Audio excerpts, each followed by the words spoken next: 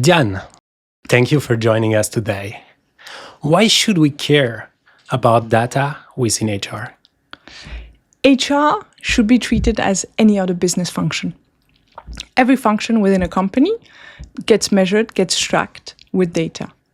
But often, HR doesn't. And it doesn't make sense. And that's why I think, how do you bring the value from HR? Is by bringing in the data.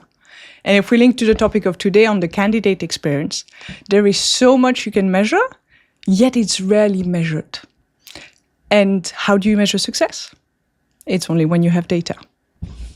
What is the main data you would like the company to have to know about recruiting? What? There's so much. And I think that's what we'll be digging into today.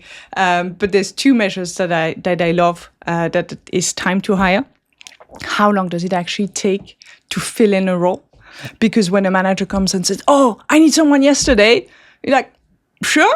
But, in general, for that role, we can get lucky, but it takes us on average 6 to 8 months. So it changes the discussion, right? Because then you can think about what will we do in the meantime? Is the team going to take the work and take the slack? And is there then a risk of burnout? And then, when the new person joins, their pile of to-do is just so high that they actually don't have time to even get onboarded because they need to pull out fires. So the time to hire is something that I believe every company should look at. And when they don't have their own data, there's loads of metrics around there. You can always play with data from other people or, from industry benchmarks. Mm-hmm. That's a big number that in recruiting, I think people should have top of mind. Yeah. And the second one is the closing rate. Okay. Because in the closing rate is, when you make an offer, how many people just sign on the dotted line? Yeah. Because if you get to making an offer and the person walks away, you lost a huge amount of time. Yeah. And then you need to start again. So the cost of having someone not sign, and then you need to understand the reasons. Right? Data is not only numbers, might be also the reasons for it. Mm. But you can act on it. Is it because you're not paying enough? And the market is paying everyone else at a way bigger number. Mm. And it's not always only about the salary. That's also another topic we can dig into. But overall, I think time to hire and closing rates are two very core metrics that are not tracked enough. But then also, there's a few others. But those two I like quite a lot. Okay, very interesting. And I think we will dig deeper into those and see maybe where we can find those metrics. Mm-hmm. But maybe let's go back a little bit and let's talk a bit about you. You work with scale-ups and startups in HR, in recruiting. I would say there is recruiting and there are like scale-ups and startups which are organizing, also growing at such a fast pace. So I guess it's also very challenging to work with and also for founders to be able to manage all those aspects at the same time. So startups and scale-ups, always so much to do, right? And you're building your plane whilst you're flying, potentially. And you need talent. Yeah. That's how everything starts. So at the beginning, people and word of mouth is potentially enough. But at some point, you need to scale or recruit people who are maybe a bit beyond your network. Also to make sure you don't have box thinking going around. And that's when it becomes more complex. And that's when I get things like, there's no data. Mm-hmm. So my passion is very working with businesses that are growing fast because there's an urgency to change. There's an urgency to make things happen. And, if everything's going well, you usually don't call me. You usually call me when you want to go from good to great. Mm-hmm. That can be a case. Or you have big fires that you need to extinguish. And then we can look at, the full employee life cycle, and recruiting is where it all starts. Because if you can't attract the right talent, you can't build a team, you can't look around performance. And I'm a big believer that, your people is the reason why your company is going to be successful. And yes, startups and scale-ups, there's loads of other things to look into, product market fit, fundraising. But the biggest one that's going to differentiate it is the people. And that's where you can have the most impact. And so that's why I'm a big believer. So HR as a word, I prefer to say people operations overall and kind of people leadership and people management. But that's where you can have a real impact. I understand. So you have really chosen, from my point of view, really the part where is like the most, I don't know, I would like to say electric somehow. But what brought you here? I mean, you are in HR, in recruiting, you help those people, you have great clients. I mean, why did you choose to go to an industry and to just jump in where it's the most hectic time, let's say? What comes maybe back to your background, maybe to your roots, to why do you want to do this? Mm-hmm. So honestly, I came to HR by accident. Would you have told me, 10 years back, I'll end up in HR? I'd be like, HR doesn't bring a lot of value. You see them when something goes wrong. You don't see them when something goes well. And that's, I think, my vision is that you go and see your HR team when things are great, and maybe also when you need help. Yeah. But they enabled that discussions and that conversation. So for me, by accident, I took on once a role as a COO, and then HR was under the function. And that's when I started to realize that there was a few things I was doing right when it came to writing job descriptions, because that's where it starts. And people massively underestimate the power of job description, because that's how you start to live the culture. Because how do people go about it? Google, marketing manager. Yeah. Copy, paste, change a few things, right? Yeah. As it should Location. be. Location. Exactly. But it should start, what are the business objectives? I love to think about, what does the person need to achieve after 3 months, 6 months, and 12 months? What will have that person achieved? And potentially writing it like that. Other people like it more traditional, but you need to live and breathe the company. And you have words, you have images, you have videos, you have so many things that can help that. Because you need to filter as well. One metric that I think people should stop looking at is number of applicants for a job. Yeah. Top That's of always funnel. what you hear from every company, like we had 200 applicants. And you're like, I don't care. It's not relevant, right? Because some people don't understand the role. Potentially 50% are a match or kind of get it. It's not a relevant number, but that's what people know. Yeah. 200 applicants sounds cool, right? Yeah. Oh, yeah. You are attractive as a company. It kind of shows you're visible potentially, but it's only linked to the fact that you are maybe on good job platforms. It's not a relevant metric in terms of quality and quantity. Yeah. Not the best metrics out there. You prefer quality. It's always better, right? If you have 5 people applying and they're highly qualified, everyone saves time. Yeah, definitely. That's the holy grail, but hard to get there, right? Because then there's also FOMO that comes in, kind of, do we have enough? Because sometimes you don't exactly know what the role could be or should be, especially if you're hiring for a new person, or let's say to replace someone.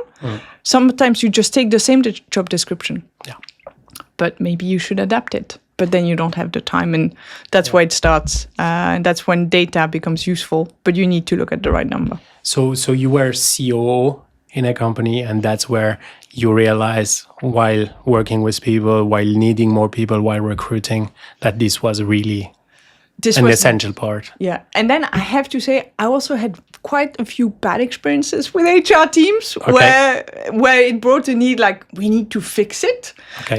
Because the value was not necessarily there. The kind of messaging, what was being said versus what was being done was not necessarily aligned. And I didn't really like that. So I came with an envy of wanting to change things for the better. And then by accident got HR within a role. And then you can do things. And then started applying. Now it's more common, but employee experience principles. Like, why would you do HR in a way like a machine and a robot? And why would it only be about negotiation and trying to pay you the lowest? No, it should be about a win-win, right? The market has changed a lot. So it was an envy of 2 things: changing my bad experiences, leveraging my skills, and then that kind of grew into making HR value add for companies. Okay, interesting. Talking about bad experiences, or at least experiences, you also have been a candidate one day. And maybe you have an example, or you can maybe run us through what you experienced as a candidate yourself. So I think being a candidate can be very draining as an experience, because you send the job description potentially doesn't tell you the whole truth a lot of the cases. A lot of time it's a 5-legged sheep role. Like you need to be 20 years old and have 10 years of experience, speak 5 languages, and have lived in 10 countries. And, that just doesn't work, is not realistic. And I remember there was one example, you need to be able to code in a language and have at least 10 years of experience in the language. And then, one developer said, that language doesn't exist. has been around for 5 years. So 10 years experience, not doable. So I think 5-legged sheep is a big thing that is still a bit of something. So I think it's a process that can be very tedious because job descriptions don't tell the whole story. Few people are still a bit afraid of kind of saying, we need to fix something because we need to showcase that everything's going well. We can't say that something's going wrong in a job description because then it wouldn't look good. So yeah, true. Yeah, no, that's an interesting aspect. Yeah, I mean, it reminds me a bit this ad. I don't know if you have seen it. We are looking for a designer, and it's written on this old paint. It was on a billboard, so you could really realize, okay, we need this guy. You need the help, and let's be honest about what you need. Yeah. Totally. Because then that goes into metrics that are beyond recruiting, but onboarding and ensuring that people succeed in the role. If you tell them one thing and then they have something else when they arrive, there's a clash. And then going back to data, you have a higher turnover rate, your cost of candidate is extremely high, and then people are not engaged, and then they leave after 6 months or a year. And the first day that you come into work, 50% of candidates decide if they want to stay long term. So you can think about the experience on that day. What do people do on the first days? Important. Read and set up your PC. Yeah. Do you have your mail address? That's not engagement, right? So there's so much that can be done to make that better. And I feel... And what about you then? So your experience. Oh, my experience. Oh, you as a person, Diane. Oh, so some very bad experiences. Bad experiences. I think, because of the process being dragged along, you get responses saying, we'll respond to you in a certain amount of time. And yes, I get it. It can be really hard. And then teams are not necessarily set up. I had one experience which was amazing that I love, where so it was through a headhunter that actually were really good at their job. So no filter in terms of what was demanded in the job.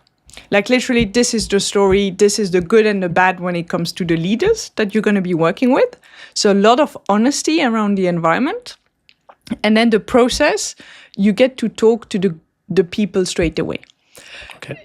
I didn't have to go through 10 rounds of HR, of kind of, checking, am I good? Do I fit the culture? And so on. But I got to speak to the manager straight away because the headhunters were doing their job and saying, you have 2 people, 3 people you need to meet, and we know they're high quality because they had a long-standing relationship. So I think what a lot of people value, what I valued as well, was the honesty on the job descriptions and the discussions. There were no surprise when I joined. What? I need to do this? I was like, okay, yes, I need to do this. I knew it, right? Yeah. It's part of it. So I think transparency is a huge it's topic. Not only nice. I mean, it's not only beautiful. It's not only rainbows. It's not all shiny, exactly. It's, this is going to be hard. This is going to be a lot of work. It's a new role. Those are the kind of challenges to it. And then get to speak to the people that are going to manage you and know that those are going to stick around as well. People don't dare to say, I may leave in 3 months as a manager. And I think I had one experience a long time ago where I told the manager, I said, I'm the role. Okay, good, important. But I think the manager is more important. And you've been in the role for a while. So are you gonna stay around? And I could see that made the person very uncomfortable. Because he wanted to move. They left 6 months later. Okay. So there was something in the works. So I think, all candidates appreciate pretty much the same thing. And for me, it was very much, the honesty. Yeah. Don't hide behind it. Yeah. I think it's better, and probably also having a mission. I mean, every company kind of has a mission, and then, you can bind also those people around this whole thing, not only around a job description. Yeah, for sure. I love the model of give and get. What do you give as a company and what do you get as an employee? Yeah. Because we're in it together, right? It's not a one-way street. Yeah. And yes, sometimes the power is not as aligned in certain companies and industries. And that's why I love startups and scale-ups. Yeah. You have the opportunity to really say, it's a match, it's a win-win. Yeah. Where are we going together? Okay. Yeah, and it's quite flat hierarchy also. I mean, Depends. But, yeah. Depends. Okay. Some startups are more, but it's okay, right? Not every company should be the same. Like transparency, salary bonuses, everyone has a different stand, and it's okay as long as it's intentional. Yeah. And that it's explained. Because culture is a big topic and not everyone likes the same thing. So it's okay. I'm not a believer that everyone should be exactly the same. I understand. Yeah, totally. So now you move to HR from a general point of view, but for you personally, what do you want to bring to HR and to recruiting? What do you want? I mean, when we imagine that we will retire one day and that you can look back and say, okay, this is what I could move forward, or those are the people I could help or support in this mission. I think there's two things. The first is kind of changing the perception of what HR brings as value.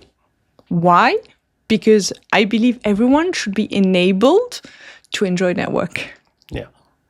So some people tell me I'm completely crazy. The ambition's too big. Oh, fair enough. But, positively impact the life of people in the workplace.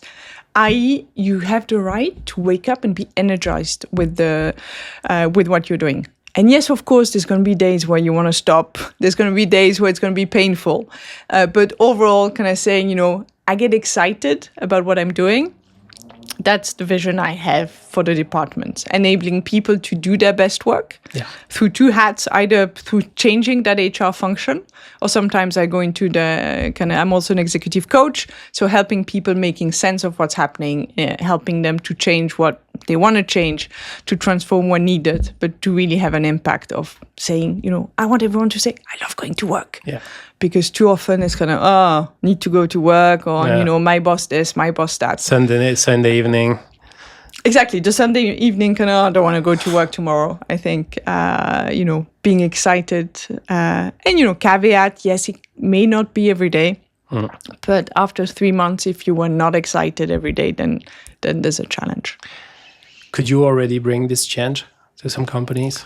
That you would say, okay, you could walk away kind of, or that they can function by themselves, or I don't know, that you feel like, okay, really it made this impact that you wanted to have?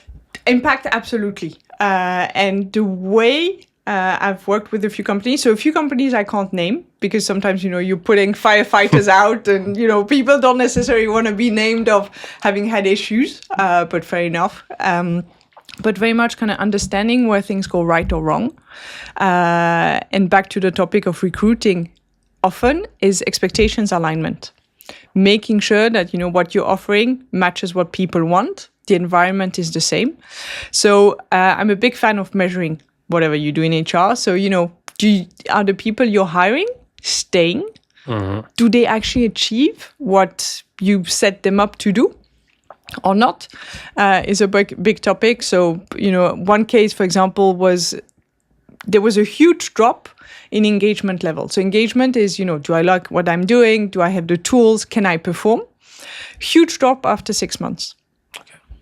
And why was that? Because honeymoon period, everyone was excited. The environment, everyone was super positive. So you would get excited. Good press on the company, good reputation overall. But after 6 months, no career opportunities. You had no clue where your career would go. So suddenly people were, I'm not going to stick around. My manager can't tell me where I'll be going. And, as humans, we want to grow by default. We like learning, especially in the startup and scale-up world. Yeah, you like to learn. Yeah. You're not there to do the same thing 24/7. Sure. And so by creating a full kind of framework, for lack of better word, around, this is what your career looks like, could look like, those are the opportunities, this is how we'll invest in you, massive change. Engagement level went higher up. So in a company of 50 people, not everyone was unhappy, but roughly 50%. So you could say, those people were already impacted, because also then they could have conversations around what they like and what they want to do. And if you can make your career work, your private life is also a bit better. Yeah, it's a huge part of your private life. I mean, it's also when you come back, you talk with friends, you talk to your partner about how your day was. So, I mean, it's even, going further for sure. And if the day was good, it's even better for sure. And when you go to social gathering, often the first question, how's work? Yeah. Some people is how's life, and then people go to work, but a lot, how's work going? And then if it's not going well, then it takes a toll on everyone. And, if we look at burnout numbers, they're not necessarily super good. Yeah. So if we can reduce that, then all the better. So now we are talking about data-driven. A topic that is, liked by some that are more into numbers, I guess. And some people are like, really not necessary at all. It's a human science somehow. So what would you say that are the metrics that we should really go into? And maybe that every company, if we talk many people that are following us are maybe SMEs. Switzerland is full of companies that are between 30 and 300 people. What are the tools they need to have, the metrics they need to have? Because it reminds me a bit when we are doing some recruiting videos. Often the first question I ask is how do people come to you? Because for us it will impact the format of the video that we will make. If they say, okay, we have a huge Instagram following, so we might go vertical or square or doing some stuff that is much shorter and drive them in this direction. And if they say, okay, look, we are quite old school, or I don't know, we use the normal platform, let's say, then we will go for other formats. So what are the ones that you would tell those people, okay, you need to know this in order for you to recruit better, identify talent, make sure that you can move forward? You identified it properly, like your sources of talent, massive data, because then you spend more money on the channels that work. You can still try a few. I'm a big believer. You can have a hypothesis. Let's try TikTok. Does it work? I know a company is trying TikTok for candidate attraction. Sure. Super cool idea. Will it work? Will it not? Currently, we have zero data. We have no clue. But let's try. And then let's track what it works. So knowing where your candidates come from is a big source of information and of data that can have an impact on your efforts later on. Because you could also say, they all come through one source. But for example, the gender split is really bad. Yeah. So then you can say, okay, I have that as a data point. I believe in diversity, gender being one of the factors. So where do I go and find those other candidates? Yeah. Age is often forgotten as a way to do diversity. Where do I find, a COO versus a junior marketeer? Totally. They're different sources. And there's no one size fits all. So it's not, you're not going to say, we have two sources that they work for everything, the entire company. You have different ones. But then understanding which one you need to activate whenever you need to find for a role. One may be TikTok, the other one may be Instagram, and then the other one may be LinkedIn, traditional, because everyone does LinkedIn and maybe you just want to try. But know how many come, but most importantly, how many are successful in the company. So you can look at the entry point. That's a long way, yeah. It's a long way, but you got to do it at some point. Saying, we noticed that, the candidates from this funnel actually are the most successful in the company. And then you try and understand why. So that candidates from somewhere else, maybe you give them extra tools, different tools to make sure that then they're successful. How do you measure successful? Big topic. What's your definition of success is number one. That's a question I love asking. What's your definition of success? For some people, it's number of candidates will be their definition because it means that they're able to attract. Could be one. But for me, success for a role is to ensure that the person is engaged and stays. So you measure it through engagement surveys. There's loads of data on how to do that. Through surveys, you can know if employees are engaged. And you can potentially link it from the source of where they're at, or maybe you can link it to the manager. And then there's a bit of a ratio of length, like how long do you stay in the company, not necessarily in the role, but in the company. Do you stay 6 months, 12 months, or 5 years? So some people say, in large corporates, you're only efficient after 2 years. Yeah. I'm like, smaller companies, if you're not efficient, within 3 months, you're not likely to stay around, right? Yeah. So true. that measure changes for everyone. There's a question of speed of how you work, but it's someone that delivers on their role according to the KPIs that were set. Going back to the success metric, what will you have achieved after 3, 6, and 12 months? And then you link it back to the rest. But it becomes complex. Sure. And I think it's important that, I know it's one of the topics we'll tackle around, it's good to measure, but don't spend time only measuring. If it's too complex to measure, it's maybe not the right time to do it. Start with, things that are basic that are going to help with the business. Yeah, probably let's go back to those kind of basic, because the notion of success is really quite wide, and for every company is really totally different. Every role also is completely different. That's for sure. So people, for now we have been looking a bit about sources. Where those people come from. Then they will enter the process. They will apply. So what happens there, and what can be made better? They will land on your career website, and what happens there? How can you measure? Then you measured one metric I love is speed of hiring. Okay. If you look at some remote companies, there was one number which I thought was staggering, where from job being published to offer signed, they had 15 days. Well, that's lightning fast. speed. Lightning speed. Yeah. And, the question is what you do ahead of time for this to work, right? You need everyone to be 100% aligned, to have the agenda open, to be able to do that. But I think the speed of hiring is a big, big topic and a big measure of success around the fact that, you know what your sources are, you know what you need. The hiring managers are available and think it's important and will take the time, and they're trained to knowing when they find the right person. Because there can be that bias. Oh, I want to see more people. And then my question is always, why do you need to see more people? Yeah. And often it's, because maybe this person doesn't know how to do that. Better than the other one that are already interviewed. And then I go, I'm like, that was not on the requirements list.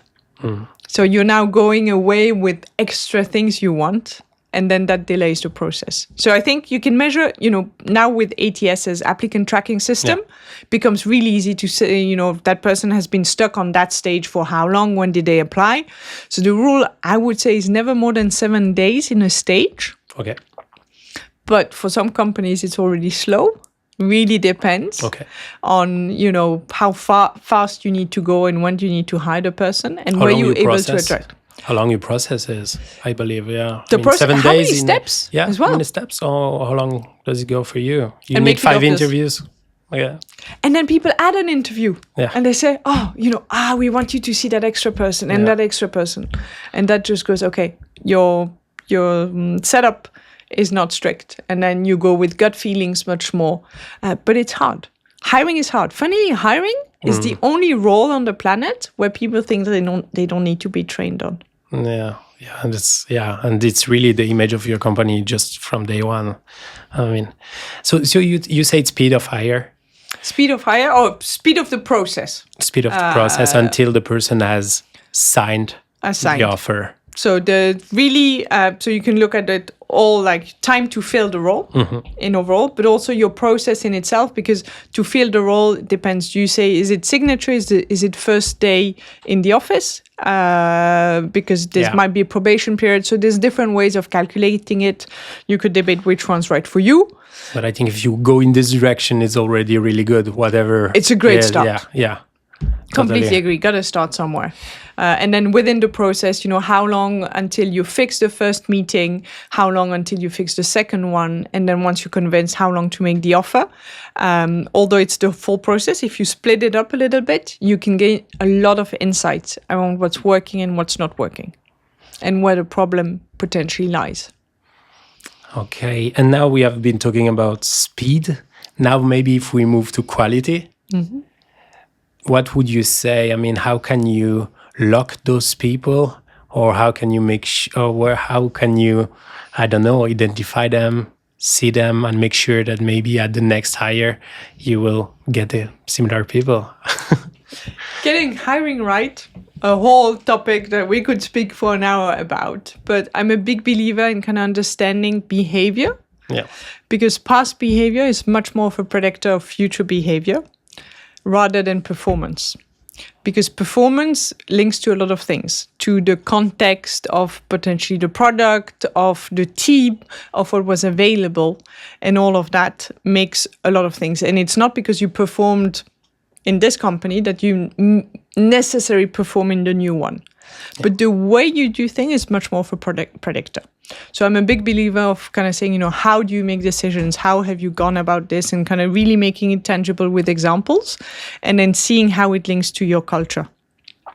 Because there's no point in saying, we are fast paced. Yeah. When actually... when you're not. You're not. And right. What does it mean? So how do you make decisions? Is it, I get a feeling, I can go ahead, I can do it. Does that work in this company or does it not? Because some companies are going to say yes. And then when you come, you need 10 meetings, 20 documents, 50 data points before you move ahead. So that's when there is a gap. So that data is a bit less kind of quantitative, but a bit more qualitative on how you assess people on their past behavior. And, does this behavior work in your company? And then there's a whole work that you need to do on your culture, understanding how you work, how you process, which then also goes into looking inward. When I work with startups and scale-ups, how does the CEO work and operate? And how will others be enabled? There's no point in saying, I like speed, for example, over quality. Could be something. And then you say, there are points missing in the PowerPoint. And that pisses me off. Yeah, sure. And you're like, yeah, but you want speed, right? So it's okay. And like, no, actually, we prefer thoughtful, qualitative thinking than the speed. But if you don't get that right in hiring, or if you think you need something else, then the quality won't stick. And that's why it's so difficult, because recruiters may not hold that entire process. And sometimes they're not being told the entire truth on how the business works. So it's hard to say, where the match is. True. There are so many people that are that have an intervention into this process. I mean, the problem is, I believe if it was just one person that was involved, the process could be also faster. Maybe in larger company, but even if you have a few departments, then at some point, there is a person in charge of HR or several, but then at some point, it's also at the end of their knowledge about this field, and so they have to pass it to the future team that will work with this person. How can you make that efficient? Because I believe that here is often a gap. Also, being able to share those information, what you already did, that you don't have to start again, kind of. Yeah. So the HR team should be part of the business. HR team needs to understand the business. How do they work? How do they operate? I was talking to someone in HR and they say, I go to all their team meetings. And then I have the leaders improve because I noticed that, 3 people are not talking. How come?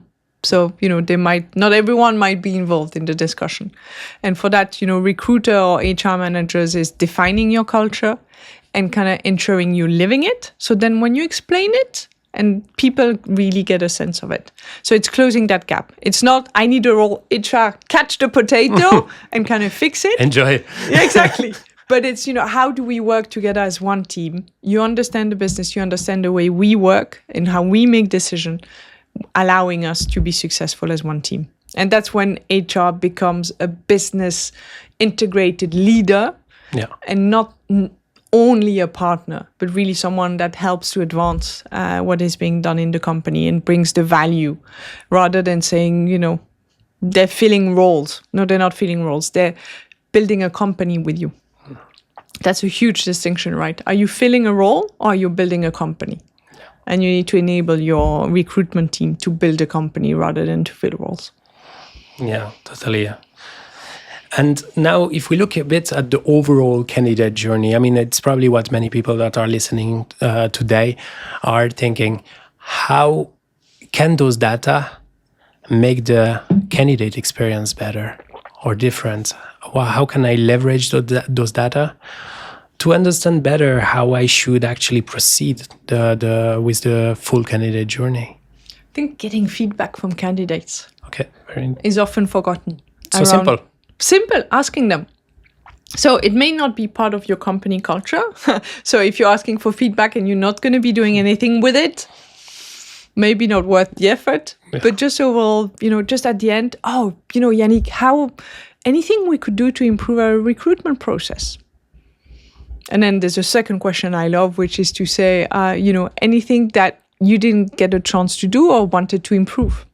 And that's a bit more on self-reflection of the candidates. But, then that's based on the culture. But just asking for feedback. Some people do it through surveys, which can work, depends. Because if you told no to someone, like, we're not hire you, and then you ask them about the process, sometimes there's a bit of bias. But overall, checking in, how is it going for you? Are you getting enough information? Yeah. Huge thing I love that one company is doing. They have ahead of the assessment, they have a 1 hour video. So it's super long, but you can listen to it at speed 2x around, what's the company like? What's our challenge? And what's the role really about? Yeah. To say, we're really going to give you the full load. You're going to know everything about it. I think sometimes they even need to sign an NDA, but, this is what you're getting into. In a format that's nice. It's not just a presentation. It's the manager explaining what's going on. You understand, what's behind. Expectations alignment. And then asking candidates, could we have done something better? And especially back to the closing rate. If you don't close 100% of your candidates, go and ask for feedback. Yeah. Like, what went wrong? And it's hard to sometimes get that from candidates because they don't dare saying it. Yeah. Sometimes it's money, but then there's always a reason behind the money. There's always something. It could be on-site requirements. It could be I didn't feel the culture and so on. But asking for feedback, we're not used to it. Sure. How do you feel when I say, can you give me feedback? Yeah, usually it's do you really want to know it? Yeah, no, totally. It reminds me of a discussion we had with this company, Two Jobs, which is recruiting on social media. And they were like, they were approaching candidates and exposing some new roles, openings. And then they were like, okay, it's interesting on social media because we offer them a new role or a position or a possibility. Mm-hmm. And then that's where the place where we can already get feedback, because it almost never happens that when you talk to someone and you say, okay, look, you would fit perfectly for this position, and they're like, okay, no, this company, no chance because this and this. I mean, that's quite cool, because when you use traditional channels, let's say, you mostly don't have it because the person which is not interested will just not apply, and that's okay. So now, I mean, you said about the candidate journey, so you are already kind of inside that you can kind of give this feedback by looking back. When would you say that the candidate journey kind of ends and that the person is like kind of part of the company? When you sign. I think signature is kind of day one of onboarding. Okay. I think onboarding doesn't start on the first official day, but it starts on the day you sign. Okay. Because everything else that you'll be doing is away. Okay. Even more radical, I think onboarding starts with the job description. And if you do, for example, a video where you explain what the job is about, what the company is about, the onboarding is even earlier. And I think the entire journey is a way to get you into the company by default. Yeah. But then that might be a bit radical. So job description might be onboarding. Then you could say signature, and then there's the first day. But the signature, sometimes... One of my own experience was you sign something and you're going there in 3 months, and then you don't hear anything. And then you don't even know what time you need to show up to the office on Monday. And it's like Friday at 4:00 and you're like, I expected an email with instructions. I didn't get it, so I will assume. And then imagine you turn in the office ahead of your boss or ahead of your colleagues. Yeah. And if others don't know, they're like, who's that person? Like, I'm the new hire. And you're like, that just creates a lot of weirdness. Yeah, for sure. So how can day one, as you said, is the most important. But day one is signature. I think importantly, day one is really from the day you signed, how is that journey going along? Do you get 20 emails with 20 different forms, or do you get one? Do you get maybe a package sent at home with a welcome message, handwritten, not handwritten? And that always is in the fact of how much budget and resources you have, also the resource of making that happen. But those impressions are everlasting. And if you can make those great, you have a more engaged candidate in the end. We have several tools to our disposal nowadays to measure, actually. So which one are the ones that you are using that you would say are the most effective? I mean, also from a technology standpoint that maybe kind of everyone has access to. Where would you look for those information? Or should you, I don't know, go on and use an Excel sheet? Or do you have Excel better better solutions? Excel and email, big topic. So many companies. I know a team of 100 that were still using Excel. I'm like, how is this possible? I don't like to do repetitive tasks. So I've always had a big mindset about how can I digitalize? How can I make it easier? And when I go into a company and I know, you need to manually change, I'm like, oh, I can't do this, digitize. So I think, overall, an applicant tracking system, tons of them out there. Workable is one, Lev is another one. Just a way to managing that entire process, automatizing some of the emails, and then you get the data straight away. Yep. You don't even need to do the math. How many candidates? They do it for you. So, I think the cost investment, I always say an ATS, unless you have one role a month, super easy. You can exchange, also helps you in the hiring process. When you do Q&A and the interview, makes it so much easier. And then ideally you integrate that with your HRIS. So the system that holds all of the data of the employees, including, all the legal data, so that you can know, how long have employees been around? Did they get promoted or not? And then how much money do we have for promotions? How much have we spent? What are we doing from L&D? Have that source of truth. And then ideally you link that with an engagement survey tool where you can see, which teams is performing well, where do we have efficiency gains and gaps, and then you may have an extra tool also to do planning, resource planning at some point to say, how many people will have in 6 months? What does the team look like? To also make sure that you don't invest where it's not needed. Sure. Examples of companies where they grew the marketing team, to a huge team. Yeah. And it was bigger than the product team. And then, clients were saying, oh, my product is delayed. So, where's your strategy? Do you need to acquire clients? What do you need to do? And really fit the team to the business strategy. Again, the link of business, I'm repeating myself a little bit, but, that's when people will be excited to talk about HR, see the value added that HR can bring rather than just the cost. For sure. It reminds me also of, several projects in the end, but when we work with job descriptions, but also video, in the end, we can see how long people stay on video, when they click, when they leave. We can see how many people are watching.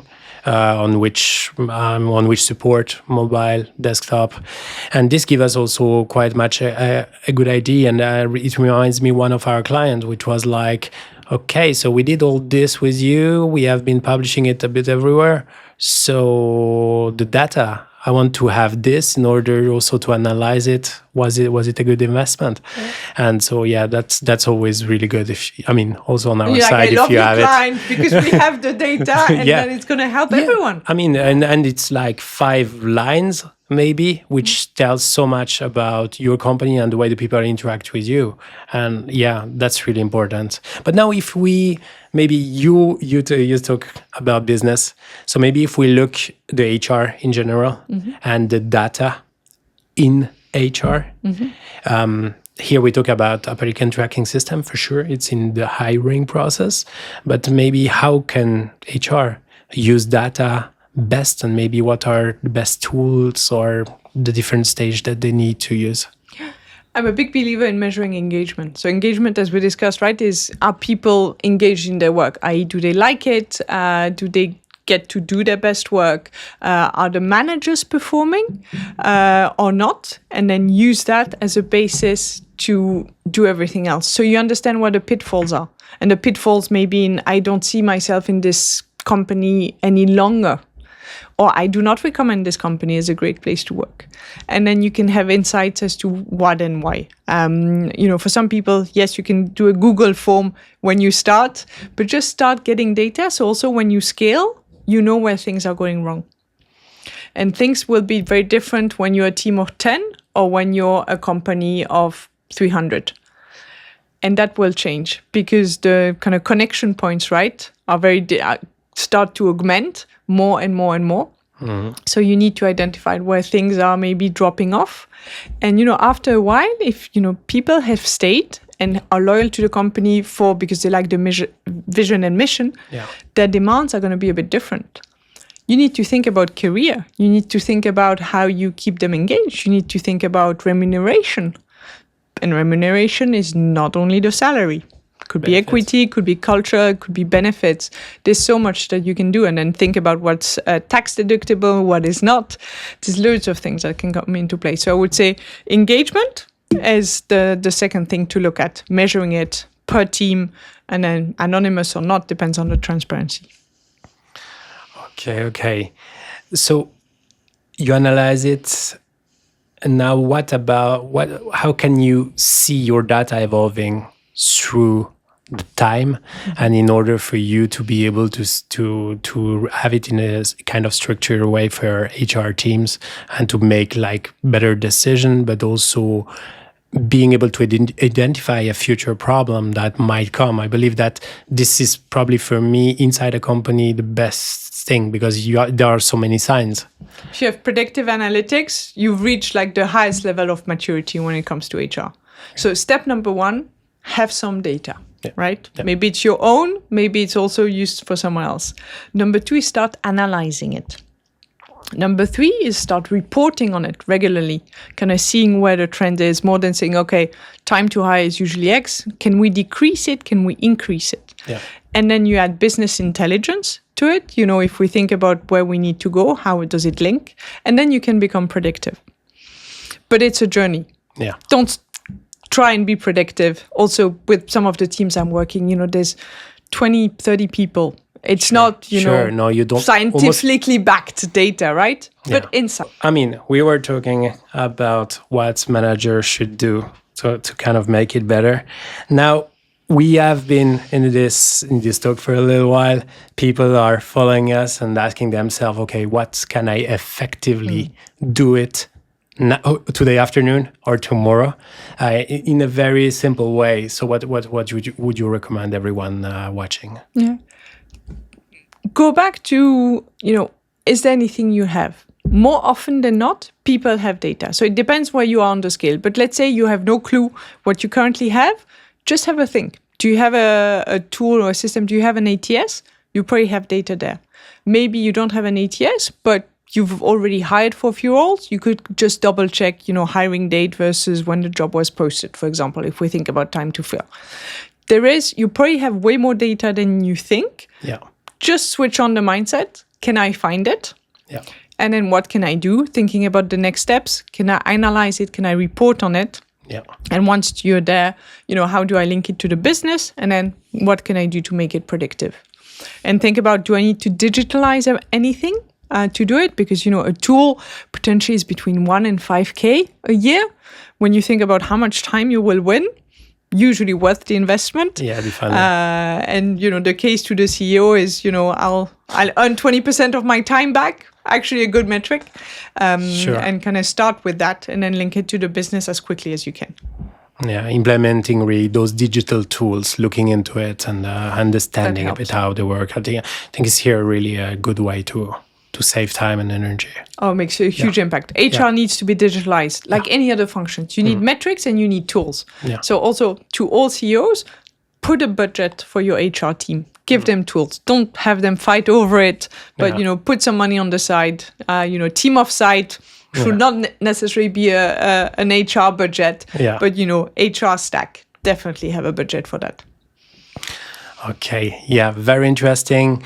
Yeah, Diane, thank you so much for this talk, for your ideas, your point of view, those data. It reminds me back to our first discussion, because we were like, okay, it's always so human and everything, but we never know really, and those data can help so much people. That's why we came with this subject, and I think it's so important. So I would recommend to everyone that don't know you for now, maybe to follow you probably on LinkedIn, and just get to know you and follow a bit with your work and what you are doing with Scale Up and Startup, and probably interacting with you if they want to know more or discuss this Love topic. having a discussion. It's it's often a debate on do you invest, do you not?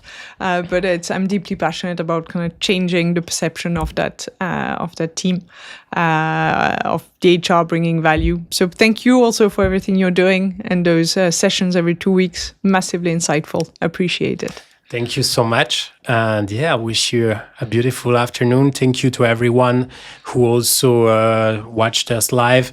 I mean, we haven't been interacting much with the people, but I think it's really great. We get lots of feedback, and it's really valuable also for us, and also probably for the people that can benefit from all those experiences. So thank you for following us, and we see us in the next episode. Cheers. Thank you, Diane. Thank you.